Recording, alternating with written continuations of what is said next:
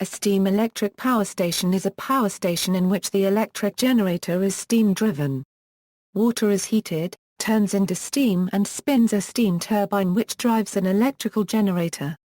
After it passes through the turbine, the steam is condensed in a condenser. The greatest variation in the design of steam electric power plants is due to the different fuel sources. Almost all coal, nuclear, geothermal, solar thermal electric power plants, waste incineration plants as well as many natural gas power plants are steam electric. Natural gas is frequently combusted in gas turbines as well as boilers. The waste heat from a gas turbine can be used to raise steam, in a combined cycle plant that improves overall efficiency.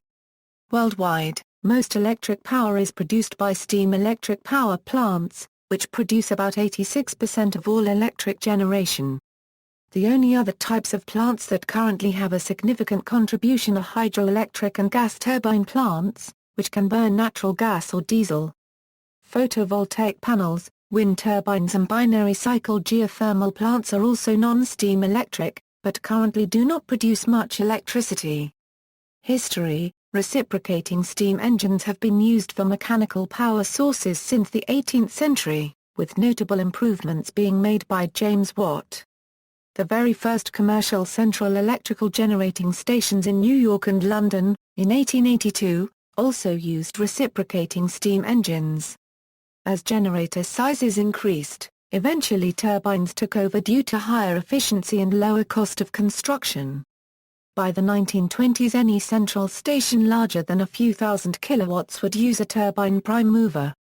Efficiency: the electric efficiency of a conventional steam electric power plant, considered as saleable energy produced at the plant wash bars compared with the heating value of the fuel consumed, is typically 33 to 48% efficient, limited as all heat engines are by the laws of thermodynamics.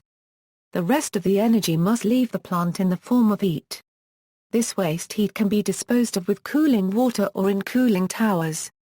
If the waste heat is instead utilized for example district heating, it is called cogeneration. An important class of steam power plants are associated with desalination facilities. These are typically found in desert countries with large supplies of natural gas, and in these plants, freshwater production and electricity are equally important co-products.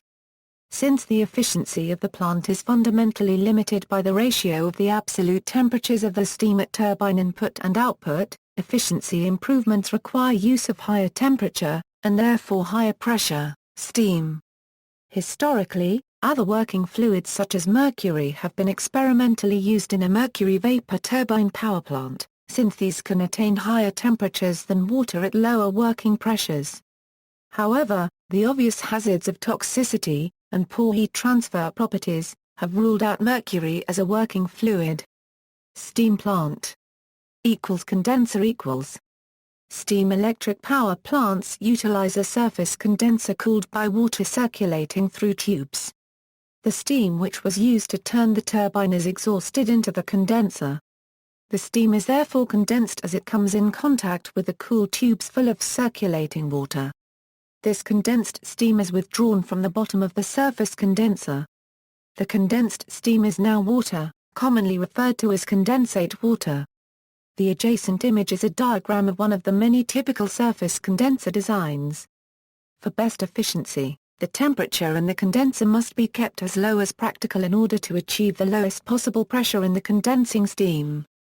Since the condenser temperature can almost always be kept significantly below 100 oC where the vapor pressure of water is much less than atmospheric pressure, the condenser generally works under vacuum.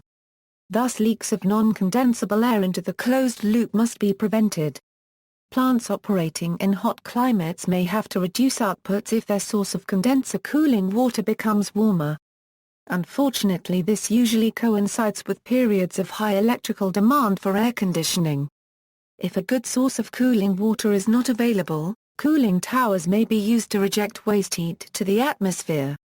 A large river or lake can also be used as a heat sink for cooling the condensers. Temperature rises in naturally occurring waters may have undesirable ecological effects, but may also incidentally improve yields of fish in some circumstances. Feed water heater equals.